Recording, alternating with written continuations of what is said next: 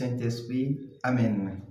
Ô Seigneur, envoie ton Esprit et tout sera créé, et tu renouvelleras la face de la terre.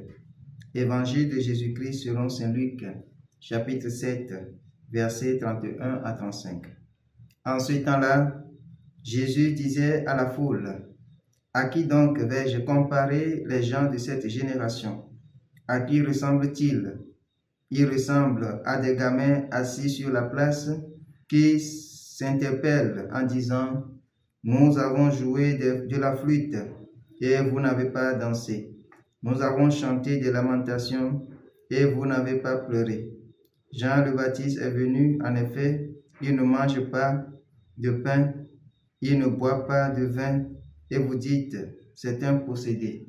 Le Fils de l'homme est venu, il mange et il boit, et vous dites, voilà un glouton et un ivrogne, un ami des publicains et des pécheurs.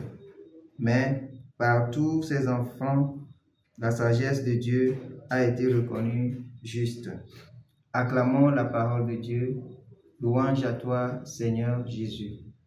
Bien-aimés dans le Seigneur, aujourd'hui, mercredi 17 septembre de la 24e semaine du temps ordinaire, l'Église nous donne de comprendre que dans notre vie, il faut qu'on ait un regard posé aussi sur l'entourage que sur l'attention que nous devons avoir envers Dieu lui-même.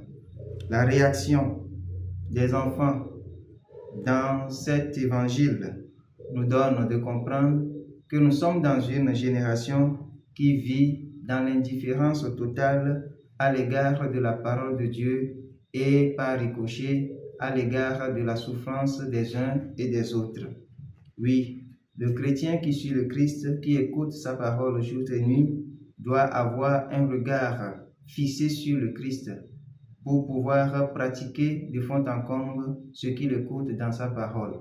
Et s'il arrive à le faire, il doit être aussi attentif aux autres pour pouvoir donner un coup de main à celui qui se retrouve dans le besoin. Mais qu'est-ce qu'on constate? Aujourd'hui, nous vivons dans un monde où tout porte à croire que nous devons rechercher seulement ce qui est bon pour nous et nous seuls. Tout pour moi, rien pour les autres. Ce qui se passe à côté ne me touche pas. Ce qui se passe à côté n'est pas mon problème.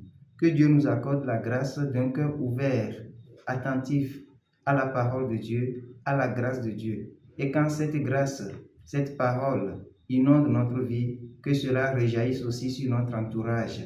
Qu'il en soit ainsi pour nous, maintenant et pour les siècles des siècles. Amen.